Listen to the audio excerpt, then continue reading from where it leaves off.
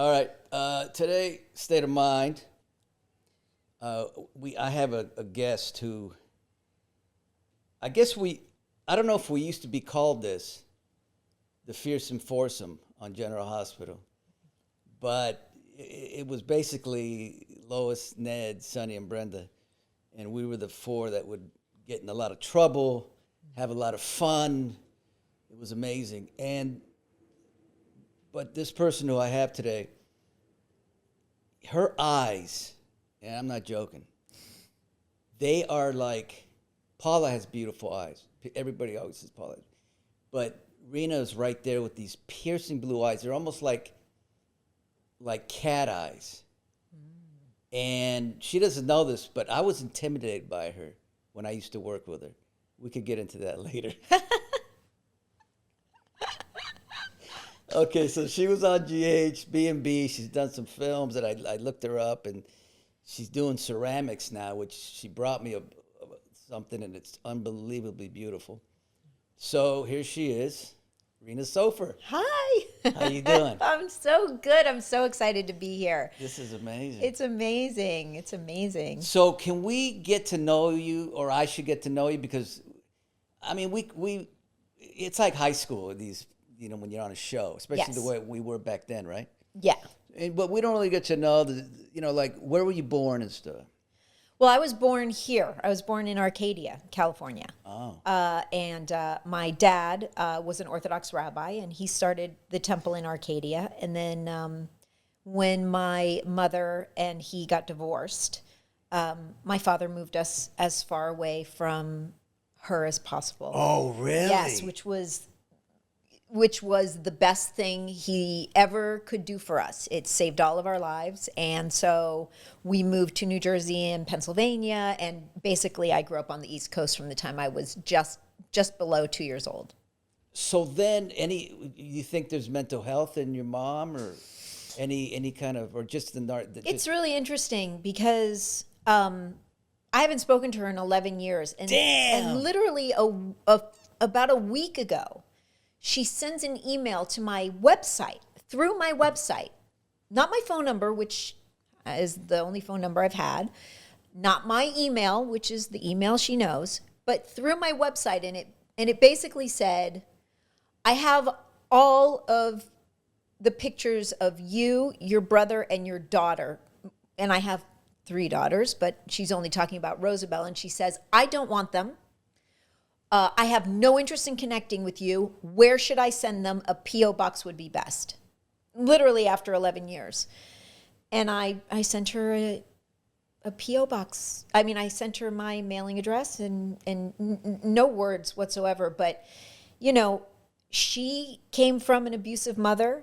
I came from an abusive mother, emotionally abusive, not physically. And I thankfully was raised by an incredible father who, my brother and I, who live a mile away from each other, we loved him more than anything. We were by his side when he took his last breath. We took care of him the second he got diagnosed with cancer, and until the day he died, we never left his side.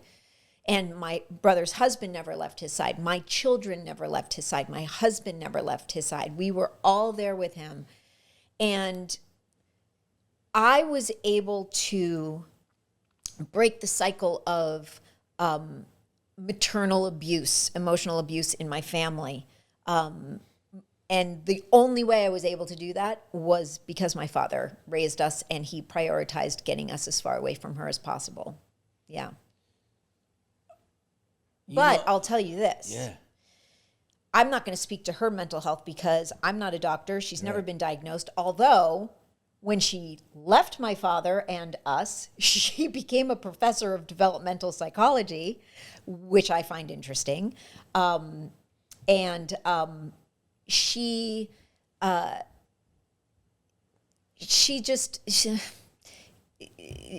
just somebody who doesn't know what she did to her children. I got real moved, and I don't bullshit.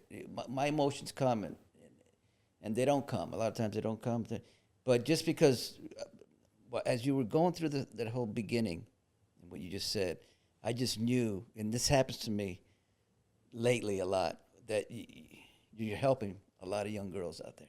In this little passage. Now we're going to get into other stuff, and it's going to be like that. But whatever you just said to begin this is so valuable. And I'm just, whoo, I'm already wiped out, and I got 2 other state of minds going later. I want to talk about why you would ever be intimidated by me when I was you want to on- get... Okay, Yeah. I'm going to get into that. I Okay. promise. And remind me, because I may forget. I'm going to ask. Because it's usually because of the eyes. Everybody's intimidated. No, that wasn't the eyes. Okay. I mean, and they're- I'm like, I'm born with them. No. It's nothing I worked It wasn't on. the eye. The eyes were like, wow, those are great eyes, but that's not why you intimidated me, I'll tell you. Yeah. Yeah, okay, let's talk about that. When did you get into acting? Well, I was this really messed up kid, and messed up because I had this mother who wanted to undo everything my father did. And then when I was with my dad, I was raised in an incredibly Orthodox Jewish community. I went to Lubavitch yeshivas my whole life, where they had the payas and the black hats. And No, like the that's like how I was raised. The TV show? Yeah. That's how I was raised. And so I'd go to my mother's house and she would be like, she would make sure that there was lard in all the bread and that we, she'd basically starve us out, because we couldn't eat anything. And she put us in a position of, you have to break the rules in order to survive. And then we go to my dad's, and we had just had all of these experiences. And then his world was so secular and so rigid, and I'd be like, well, I've already had my toe in this other world, and I'm still alive, and everything's okay, and God didn't strike me down. So what happened is I just never fit in anywhere, and eventually I went on tour in Israel on a youth tour thing with my brother, and I made friends for the first time. And I had friends in my schools, but these were they were Jewish, but they weren't the religious Jews that I was used to. And they smoked and... What about sex in that? People have sex when you're not supposed to have sex or something? Or? Well, not until you're married. Damn. Sex in Judaism is what's called a mitzvah. You're supposed to have sex. God wants you to have Right. sex, but just not when you're not married. So, Ooh. which is pretty much most, Yeah. marriages. Most Nobody religions. really follows it. Yeah. But I mean that wasn't even my issue. I was more interested in friends than I was in boys at that point. Oh. And so I went on this tour. I met a couple of young girls, and they really changed my life. And one day I was in the Village with one of them. We were hanging around on 8th Street in New York City, and this woman approached me, and we all thought she was going to hit on me, and she was older, and it was weird. And she just said, I'm an agent at the Elite Modeling Agency. I handled the petite division, and we want to know if you want to be a model. And I was like, me? And I was never raised with people telling me I was pretty. Oh. Ever. And, it wasn't one of those things I grew up with. It wasn't precious to me. It wasn't something I played upon. When I was in school, boys weren't like, oh my God, Rena. They did not like me. So it was odd. It was But such wait a minute. How can shocking you thing. not be told you're beautiful when you look like you must have looked? Adults would say it sometimes, Right. but it just wasn't part of my culture. That's amazing. Yeah, it just wasn't part of my world. And my father said, "Sure, why not?" Wow. Which was it was a little alarming to me because he's this Orthodox rabbi, and being in the business of acting is weird. He wasn't a part of any of it. I at 15 years old was getting myself on a bus and going to New York and going to photographers and getting pictures taken and on by myself. Yeah. I mean, of course we live in a different world now, don't we? But yeah, I was a kid and I was going to New York. And did you do well as a petite model? Oh, no. I did terribly. I was not good. I tried, it was really hard for me because I'd walk into these rooms and they'd look at my picture and they go, okay, next. And I was like, Yeah, I know. that rejection was hard. Yeah. And I said to the woman, I go, yeah, I don't think this is for me. And she goes, well, why don't you try acting? And I was like, all right, sure. And I was still in high school, so I didn't really have to worry about too much, stuff if I wasn't getting something. But what happened is I started working right out of high school. Really? And my first thing was Another World, and then I got Loving. And Mark Teschner cast me on Loving, and that was it. And then I've just always worked. When did you get the films like Sidney Lumet? You worked with Sidney In New York. How was that? It was amazing. What does he say to you as directing that is so different, or does he say anything? Here's the thing about directors like him.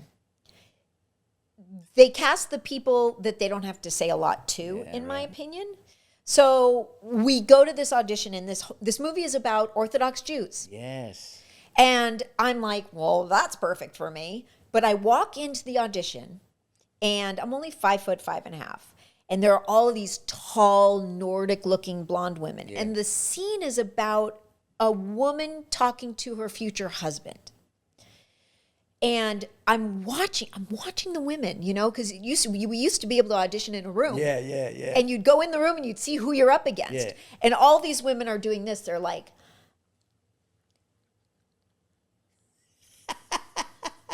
and I'm watching them. And they're doing the scene as if they're flirting. And I know that no Orthodox Jewish woman will ever look a man in the eye unless he is her husband. Whoa. It's what's called negia. It is about modesty. And you don't do that ever. It is number one not okay. I mean, I have family that are Hasidic Jews, and I don't hug them hello because I'm not allowed to touch them. Wow. You just know. And so I'm watching them all, and I'm like, well, they're doing that wrong. So when I walked in, I played her the way I knew how to play her. And I do the scene, and the room is enormous. His office was enormous. Right. And you walk all the way down, and you sit down, and you're sitting in front of him, and he goes... And I audition, I do the scene, and he goes, thank you very much, I will see you again. Ooh. And I walked out. Get a call back, go back in, do the scenes. Thank you very much, I will see you again. Dang. Then I get a call, and they said, can you do a French accent? And I was like, absolutely. I mean, I had no idea I could do a French accent, but as soon as I heard that, I went and I got a dialect coach. I got the job, and I played this character who was French. Whoa. And an Orthodox Jew. And if you ever see the movie, oh my God, I look like a baby. I mean, I'm just this small little round Melanie girl Griffith. with huge eyebrows. Yeah, Melanie Griffith. And it was amazing. It was an amazing experience. And that really was the impetus for me to leave Los Angeles and leave New York and move to Los Angeles. And of course, once you get out to Los Angeles, it's just a whole other, I wasn't prepared for that. And that took a while. I started working right away, and then I stopped. You did Seinfeld? That was a long time after. That was after General Hospital. Oh, it was? Oh, yeah. Because I had Rosabelle, yeah. And how was that experience? Just because of the aura of what that is. Again, you walk into an audition and you're standing in front of Jerry Seinfeld, and you're just like, I'm auditioning for you? Okay.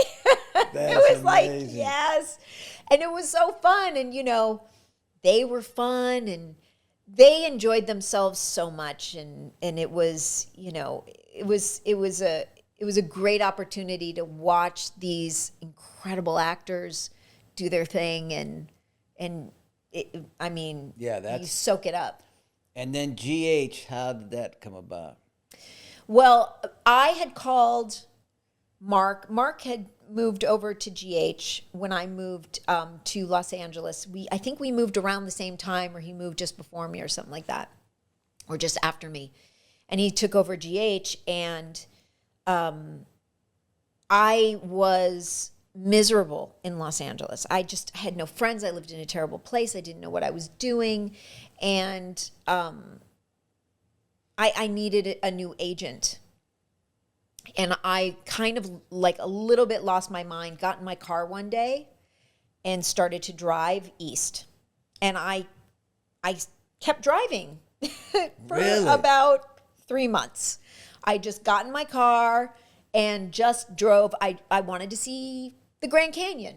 So I thought, I'm just going to go to the Grand Canyon. And Randolph Mantooth at the time, who's a really good friend of mine, thought I was going to throw myself off the Grand Canyon. He's like, don't do anything stupid. And I'm like, I'm not killing myself. The whole reason I'm driving away is because I need to save my life. And I called my father and I said, I'm losing it here. And he goes, I will cover your rent and all your bills until you go back home. Go do what you need to do. But why don't you start driving towards me? And I said, okay. So, and he lived in New Jersey. So I started driving. I wanted to see Graceland. I wanted to see New Orleans. Where was I going to go next? And I did that for about 3 months. Jeez. And on the road, I called Mark, and Mark said to me, when you come back to LA, I will set you up with 3 meetings with 3 agents and help you get an agent. But I'm only going to do the 3. And I was like, okay. And one of them became a woman that I was with for 15, 20 years. She was amazing. And I'm so grateful to her to this day. She was one of the best people I ever met. And Mark called me and said, let's go out to dinner and celebrate that you got an agent. I'm like, yay, okay. That's when I came back. And he goes, by the way, there's a part on General Hospital. And I go, I don't want to do another soap. And he goes, why? And I go, because they're so heartbreaking. If you're not that lead person, Right. you just sit there and sit there and sit there, and you're just at the mercy of these writers. And that is always true. It's always been true. Even to Bold and Beautiful, it's still true. And he goes, but I really think you'd like this role. And I'm like, what is it? And he's like, go out to dinner with me. I'm going to bring the sides. I said, okay. At dinner? At dinner. And we went to dinner, and he hands me the sides, and I look it over, and I'm like, oh, she's from Brooklyn. And he's like, yeah. And I go, well, do you want an accent? And he's like, can you do an accent? And I'm like, of course I can do an accent. And so I started doing the accent, and I'm doing Lois, and I'm playing the whole thing, and I'm running the lines with him. And he's like, please come audition. And I said, okay. I talked to my agent. She's like, sure, why not? And so I went and I auditioned. And they ended up testing me, and I'm testing with Wally, and there are all these women who have all these long nails and everything. And I was like, if I get the part, they'll put the nails on me. I don't have to do that. And I just, Lois she lived in me. Yeah. It was this weird thing where all of a sudden I started saying the words, and this person, it's like a ghost just came and sat inside of me and lived in me. And I remember saying, when I grow up, I want to be Lois, because she was the best person I've ever known. She just was honest and straightforward and smart. And friends with Sonny. And best friends with Sonny, friend. by the way. And that's the one part that they never took advantage of. Yeah, we They were never took advantage of the fact that these two grew up together. Yeah. And your character at that time was so scary, and Yeah. and I just felt like Lois would be the only person who can come and smack you on the side of the head and go, what are you doing? Yeah, right. And you couldn't do anything about it, because I knew too many people in Bensonhurst that would fuck you up if you did anything. But they never really took advantage of that. But obviously, I got married to Wally, and in real life, not just on the show, and had my 2 gorgeous daughters, Megan, who was his, and Rosabelle, who's ours. And How long were you married? and he was great. I think we were only really married for 2 years, And then we were kind of separated for another two some odd years. It took us a long time to get divorced because we were like, we didn't care until we met our spouses and they were like, hey, and we were like, oh, I guess we should do this. Yeah. But I mean, we didn't have like a horrible breakup. Nah. We fell in love on TV. And when I left the show, we realized, oh, our characters were in love. Wow. We weren't in love. Those characters, we lived and breathed them so much. But when I left, we really learned that So I really like Wally a lot. I Yeah. mean, he's an incredible He's guy. sweet. He's just not the guy for me. And it really took me leaving for both of us to realize that we weren't meant So to that's be. almost like acting love, not when you leave, you realize it's not real love, but it. Well, that's why there are so many relationships that happen on Exactly. sets, is because you are thrown into this microcosm of this weird family unit and you don't see past it. And then once you leave, you see past it and you go, oh, that doesn't work for me. Yeah, and, yeah, and yeah. that's really what happened. And it's totally fine because I gained so much Absolutely. from that relationship. And your guy now, I like him a lot. I only met him once, but Yeah. he seems really cool. Sandy is great. And we also got divorced. We were married for 14 years. We got divorced. We were separated for 3 years, but then we got back together. I was just talking to my buddy, and I said, when, like with Paula, there was a moment where it was like we weren't going to be together, but then now we ended up being together for so long. That usually doesn't happen when you stop Yeah. and try to get back. But you made it work. I made it work. Yeah. But yours is divorce. It's Yeah. even harder. I needed it to end. Yeah. I needed the death of the relationship to understand how to live in the relationship. Ooh, that's a beautiful way of putting it. I could not, I lost myself in the marriage. And Yeah. it wasn't his fault. It was me trying to be something I wasn't, me losing sight of how to fix it. And the only way I could fix it is I literally had to be like an octopus. I had to cut that tentacle off and let it die Yeah. and wait for it to grow back. And, I was very lucky that when it finally did, Yeah. he wanted me back. He never wanted a divorce. It was me who really pushed for it. So now I'm going to tell you why I was intimidated by Yes. it. Because, well, you have to understand, I fooled a lot of people because I was very nervous all the time. Acting. Life. Not now, because thank God it left after I'm going to be 60. But then I was always nervous. And you had you were so good. And you had a certain intensity and energy. Forget the eyes. The eyes is what it is. It was, but it was your intensity that made me even, I'm a good actor, so I could fake a lot of hiding the nerves. But I remember working with you. It was you and Jeannie Francis are the ones that intimidated me. I don't know and that's the truth. If I had known that then, see, here's the thing that I've also learned, especially on soaps. I don't think that part of my personality always works for me in a friendship kind of way. Yeah. But what I've learned is I am intense, especially when I work, because I don't want to waste time. Yeah. I want to do the best we can do. Yeah. We have usually only one shot to do it, and I want it to be great. And I need you to, when you're coming to work with me, I want you to be on the ball. yeah. I don't want you not knowing your lines. And I remember one time, Vanessa Marcel, people. Vanessa Martel, who I love. Yeah. And I remember one time she was late. She was late to work.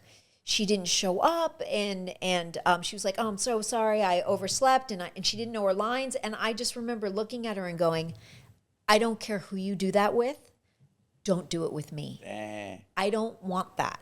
And I think it really affected her. And maybe she doesn't even remember that I said that, but I think it affected her because every time we ever worked together again, we worked to make our relationship deeper than what they were writing it, which I think is Yeah. why it was so intense and beautiful. It was our relationship on the show as best friends was almost a love story. And if I had known you were intimidated, I would have gone to your room and go, I am seriously a human being. I just want to do exactly what you're doing, which is the best work you can do.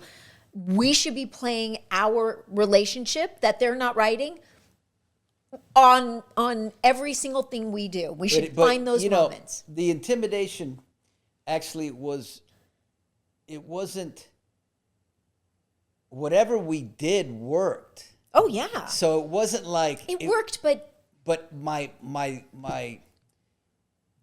health, let's say, yeah. it wasn't because a lot of stuff was going on inside me at Yeah. that time. You know what I mean? Yeah. So, but it probably, because of the way I act, is I use all that and infuse it, and it probably added a certain darkness or maybe danger. You know, if I'd have been lighter, it might not have been as. No. I didn't want you to be lighter. I just think the thing that General Hospital never took advantage of is that these two people grew up together. And I don't know who else has played Lois and how they did it, but Has anybody played? one person played Lois other than me. Oh. And the problem is this has nothing to do with her. I'm sure she did a great job, but they lost there's so little connection of past history. The history, yeah. And we had a history, and we had two characters that had massive personalities that should have had a more connective history. I agree. You know, because the thing about Sonny when I was on the show is he wasn't beholden to anyone. No. But it would have been interesting if in some past of theirs he was beholden to Lois, and that Lois was almost his good angel on his shoulder. That would have been an interesting story. And when Sonny would fall apart at times, he would show up on Lois's door and be like, I need my good angel, or I need my something. That Lois would be like, I'm going to drop everything. I know what you need. Sit down. And then she'd bring out a big bowl of pasta and she'd go, all right, what do you need? You know what I mean? And so those are the moments that I think General Hospital didn't take advantage of, that knowing now, you know, being on Bold and the Beautiful, I just had this love story. Yeah, let's talk about Bold and the Beautiful, because I looked up you, and it's just inundated with you leaving the show. So yeah, you were there 9 freaking years. Yeah, that was the longest I've ever been anywhere.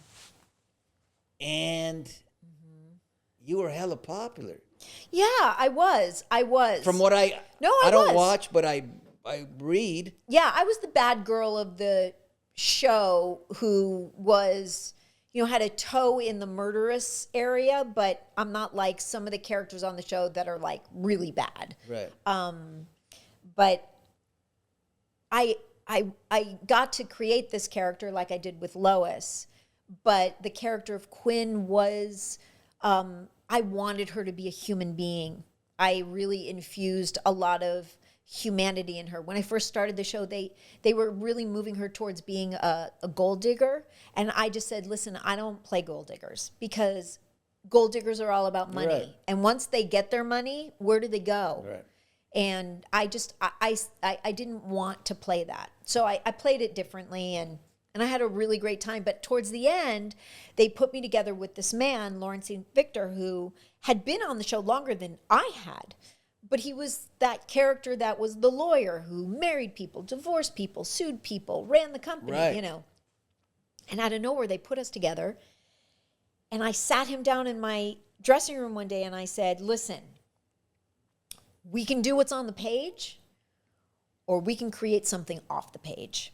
We'll say what they want us to say, but we can make it something deeper. Yeah. And that's the thing I would say to anyone doing a soap opera. Yeah.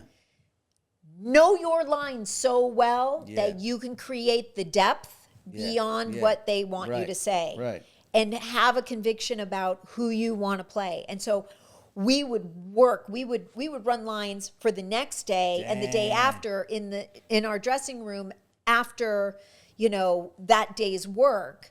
And we would call each other and go, okay, this isn't working. How do we, you know, I don't like this scene. Where do we go? How do we do Damn. this? Or, you know, we tried to find moments where we would stop and just look at each other and laugh or have a moment or, you know, do different things. And I was famous for walking into a scene and being like, I've never used that prop that's on the set. Can I start here? And I would start with like a hat on my head and he'd walk in and I'd scare He's a him cool or guy. something. Oh, it's great.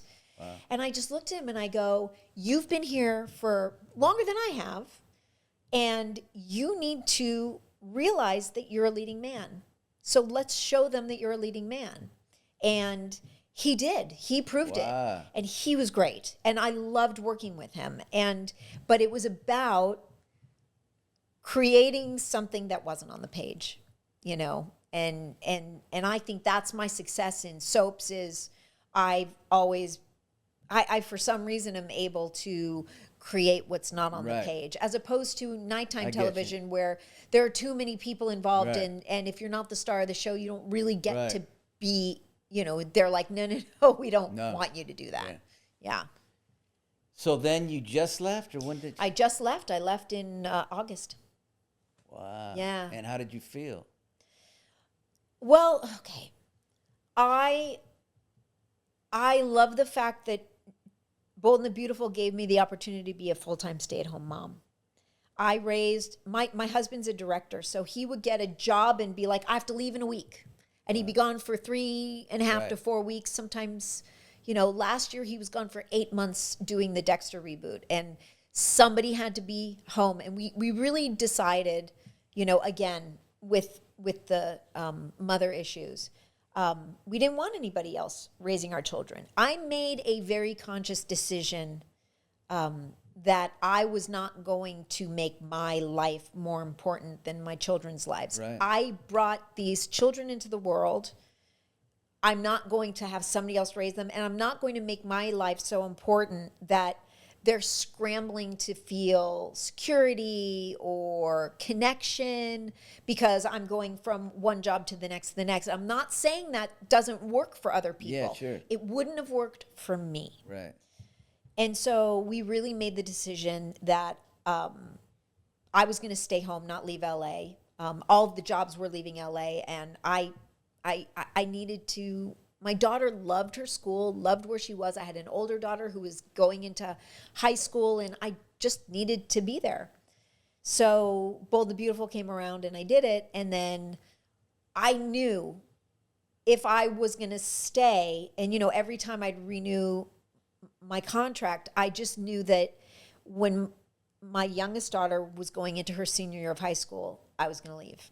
And that my contract ended. And I just didn't renew it because my daughters are all 10 years apart. So I've been a mom for a really long time. And I wanted my time. I wanted to follow my dreams. I had done it. I had been the mom. I had stayed home. You know, and Sandy also, I mean, he's a great dad. And when he was home, but he had no other choice. He had to go wherever the work took him. Rena, is what she's talked about here is she's, you know, it's like she talks in real life like she isn't as an actress. I'm just interested in watching her talk. I like to call myself the anti-actress. And, you know, because when you can talk and I'm just like real interested in watching her. But I appreciate you coming because especially in the beginning you got into some stuff, like I said before, that was just important, and then we got into the soap stuff, which fans love. Yeah. And you got into some great stuff, marriage and divorce, and I appreciate you coming. Thank you. I appreciate you having me. Oh, it's great. It's like old days. I wasn't intimidating, though, was I? All right. Thank you. Thank you.